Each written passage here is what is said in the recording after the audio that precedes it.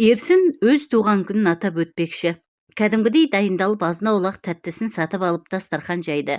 Достарымен қоса бір-екі көршісін шақырмақ. Арасында Таня да бар. Осылайша Сабалақ саяжайындағы көңілді кеш көп ұзамай басталып кетті. Туған күндегі қонақтар шуы алыс көршілерге де жетті. Құдды 90-шы жылдардағы ауыл кеші секілді. Мұнда қай үйден көтеріңкі көңіл күйдің дыбысы естілсе, шақырусыз қонақтар да жиыла қалатын. Сәкен де айтпай келіп қалды.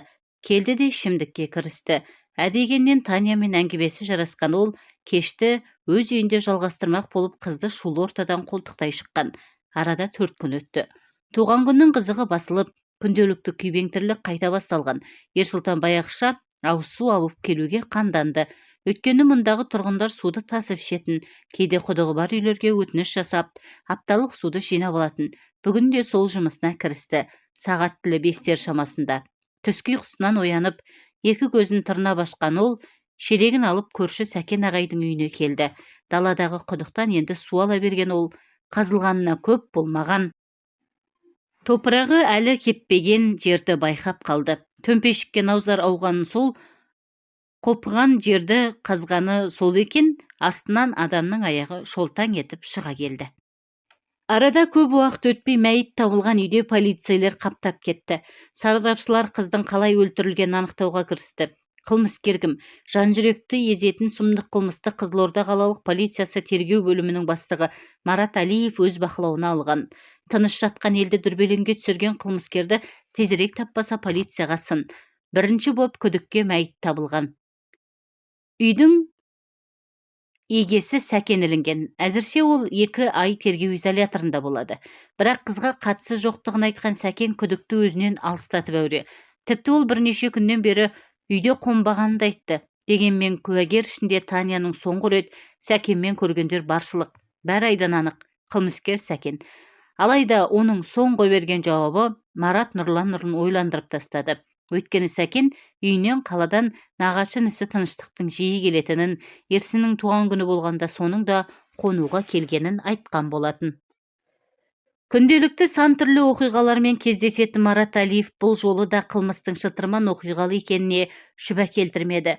Сөйтті де қарамағындағы қызметкерлері арқылы Тыныштықты іздестірген.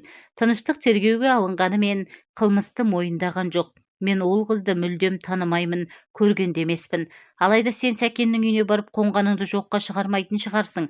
Рас қондым, бірақ адам өлтірмедім. Онда сол үйдегі өзіңнің киімдеріңе жұққан қанды қалай түсіндіресің? Біле білсең, сот сараптама орталығы оның қайтыс болған Таняның қан екенін анықтап отыр. Үн жоқ. Шынында да үйге зерттеу жұмыстары жүргізілген кезде Тыныштықтың киімдері табылған болатын.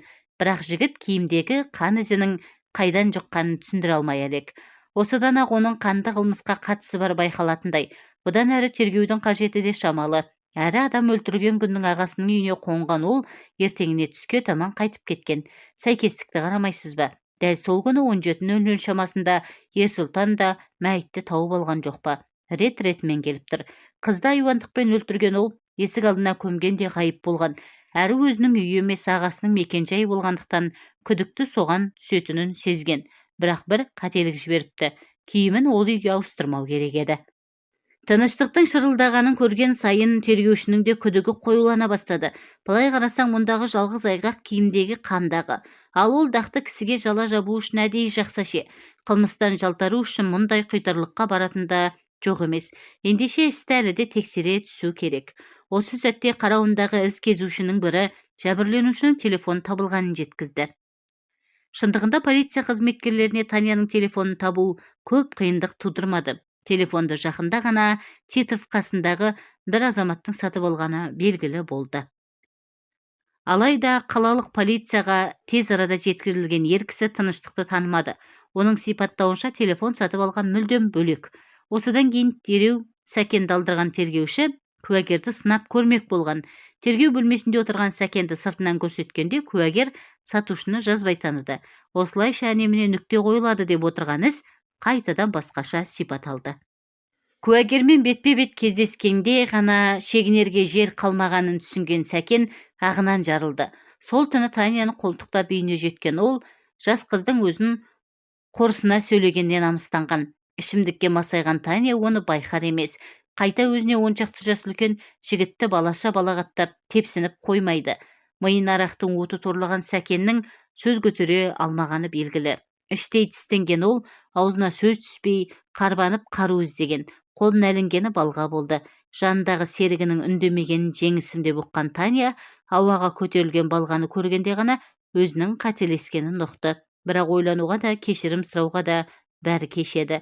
Арақ ақылын алған жігіт есін жиғанда қансыраған қыз жанында тілсіз жатыр екен. Ертеңін ойлаған ол бірден айғақтарды жоюға кірісті.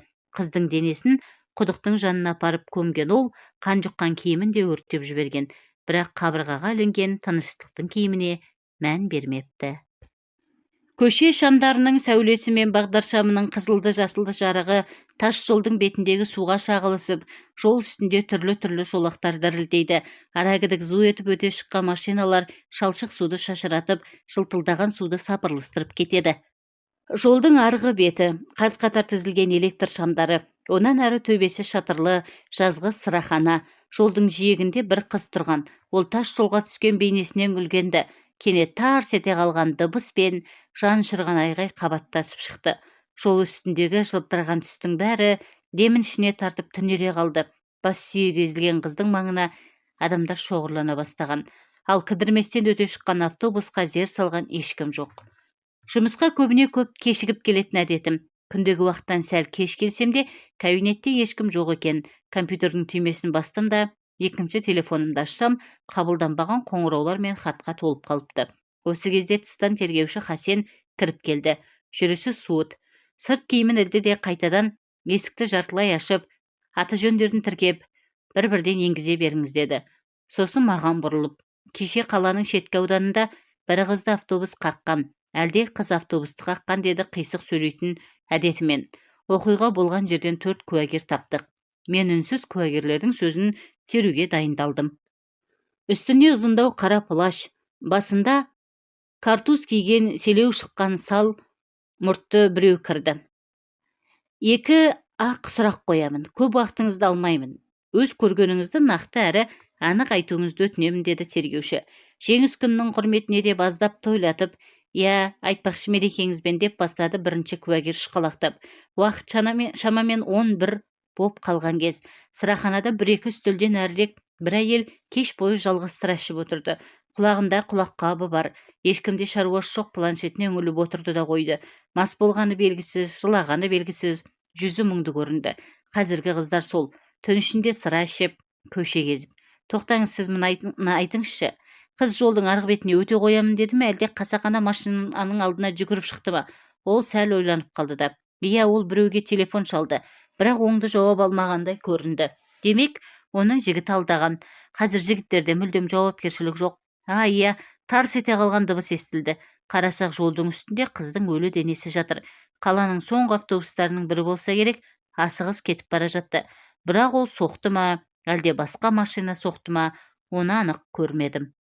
Нешінші автобус екені есіңізде ме? Автопаркке қайтарда автобустар номерлерін алып тастайды ғой. Автобустың түсін байқай алдыңыз ба? Ол сәл ойланып отырды да, жаңбыр жауып тұрған, күн бұлыңғыр, түсін есімде сақтай алмаппын. Бар көргеніңіз осы ма? Осы кезде мен оның жүзінен бір түрлі қобалжуды байқадым.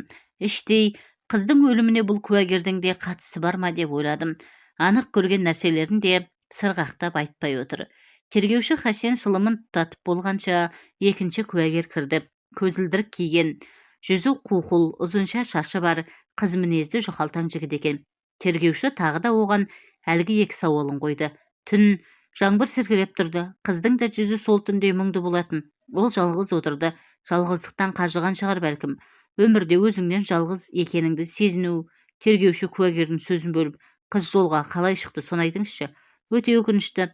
Сондай қайғылы жағдай қараудың өз мүмкін емес еді. Жолдың үстінде оның қаны көл боп жатты. Көжілдеген автобус сондай әдемі қызды басқанда, нәзік жанның күтірлеген сүйегінің дыбысы құлағыма жетті.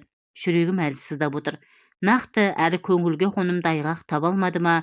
Тергеуші бұдан әрі сұрауды қойып, рахмет, келесі кірсін деді. Мен куәгерлердің әрбір сөзін өтірніктесіне дейін қалт жібермей теріп отырмын. Бірақ маған қыз да емес, автобус та емес, куәгерлердің айғақтары секем алдыра бастады. Сонымен 3-ші куәгер де жетті. Тергеуші әдепке 2 сұрағын қойды. Оқиға сағат 10:30-11-ге таяуда болды. Көпе көрнеу автобус қызды қағып өте шықты. Қала ішінде жүретін автобустар тоқтаған, бос қайтып бара жатқан. Автобус сол күйі тоқтамай зып берді. Ешкім көріп үлгерген жоқ. Қазір автопарктер өте жауапсыз. Мұны бұлай қалдыруға болмайды. Автобус шопыры және автопарк қожайыны тиісті жазасын алуы қажет. Бұл жерде қыздың ешқандай кінәсі жоқ.